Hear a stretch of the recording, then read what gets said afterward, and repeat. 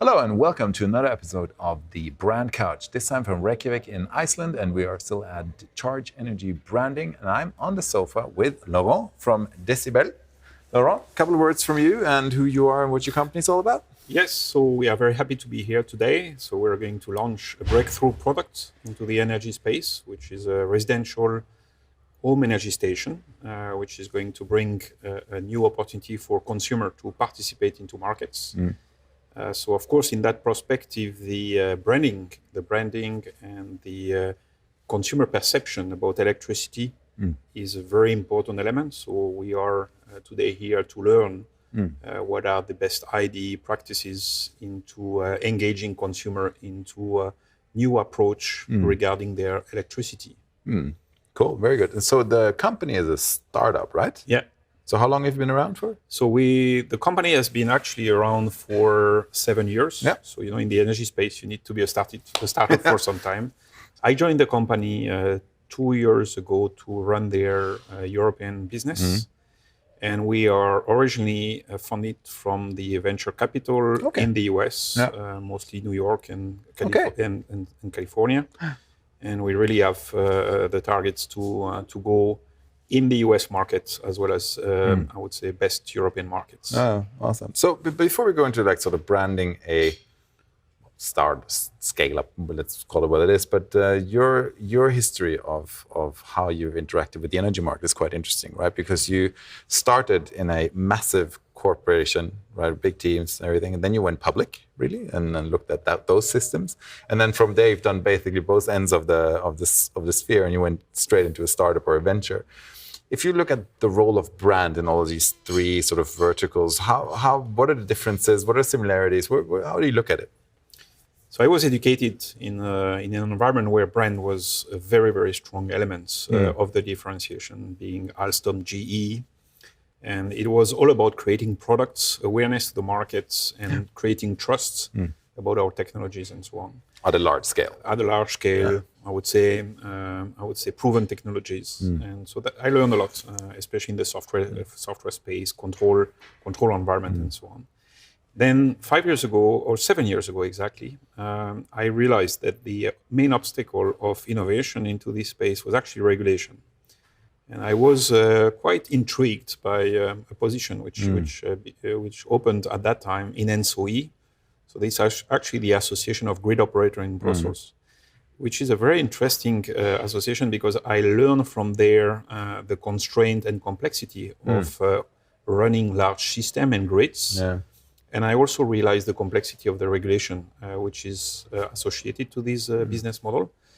And I also realized the fact that this grid won't, in my opinion, be able to scale fast enough to the revolution which is coming at the edge of the system, being electrical vehicle, heat pump, and PV, photovoltaics, which is now in continental Europe by far the cheapest way of producing one's own energy. So what came clear into this regulatory discussion is the clean energy package was kind of a trigger into moving into a new era where the consumer would be more the central playing participant into the energy market rather than the big scale generator. Yeah.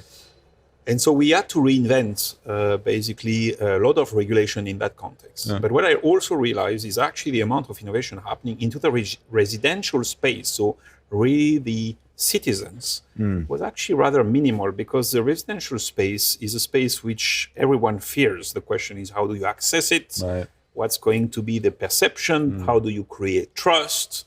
And this was all about creating a new value proposition for the residential space. So that's where we came and I decided to join dcbel because it's really a unique innovation into these markets.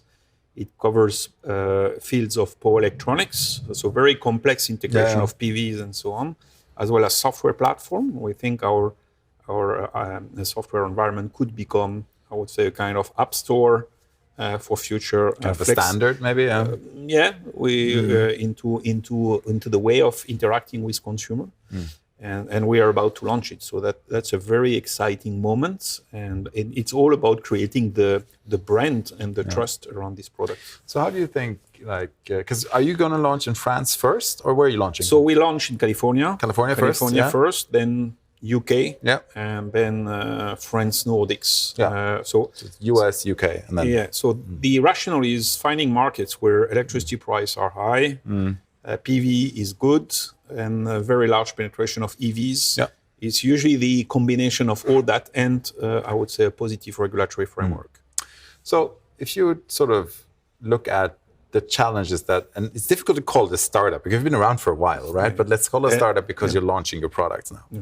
To create that consumer trust, what are sort of the main pillars you build on? Like, is it product quality? Is it the technology? Is it design? What are the main sort of things that you really try to put the brand behind?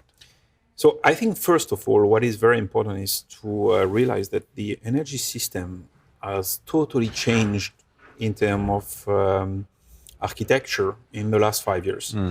And what made it change is not regulation and so on, is the willingness of consumer to have EVs and right now it's a Russian EV, or to have PV on the roof, and their interest of basically better managing their energy. So the natural market pull, if I may say so, is the crisis, the awareness of high electricity prices, introduction of EVs, and the need to very quickly electrify the remote end of the consumer. Now, if you look at this from the perspective of the grid, that means potentially your grid connection is going to double or even triple in terms of size because of the amount of electricity which you need. And here the question is, how can we be fast enough to create, I would say, new grids on one side? And I think what I realized when I was working with grid operators is simply impossible because of it takes, I would say, on average 10 years to build a power line. And so where are we going to go instead of very strong grid reinforcement, which cannot happen on short term? So here the question is, how could to make use of an electrical vehicle or a battery in a home so that you kind of release congestion into the main system and you drive the consumer to be more independent, not disconnecting from the grid, but being, I would say, a better citizen in his way of interacting with the grid. And so here the question, the fundamental question is, how do we explain this in a very simple term? What's the value proposition, right? What's the value proposition? How do we automate it without bringing the entire complexity of our power industry into the consumer home? That's not going to fly. No. So we had conversations today, and I think this is the rounding off sort of question, but like the conversations today are all about the larger players are talking about the lack of speed, right? And the smaller players are talking about simplicity, right? So it's about making the customer understand what this is all about. All the while, the larger players are sort of feeling the need for speeding up, right, to catch up. So if you look, let's say, look ahead a couple of years, right? Where are you, and what does the market look like? I think in a few years' time, what you're going to see is probably grids pretty similar to what they are today. But you're going to see very much innovation into the home, into the industries, into in the way of energy managing the flow and the energy exchange. That's one element. And you're going to see much more automation end to end.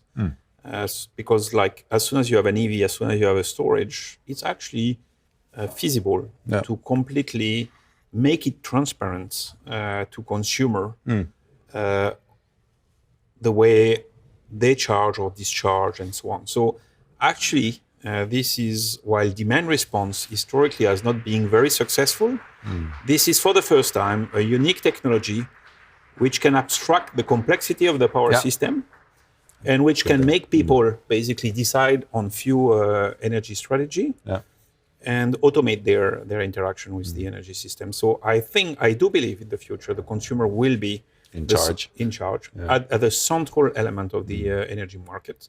So it's going to be in front of traders and so on, but it'll have his own battery operating for herself or himself and basically playing transactions. Laurent, thank you very much. Awesome conversation. Really one to watch. And again, a 7-year-old startup, which is nice to see. Launching when? Launching the product mid next year. Next year. Yeah. So looking out for that. Check them out at dcbel.energy if you want to check out their journey and also be a part of the first launch in North America. Lauren, thank you very much. Thank you you for watching.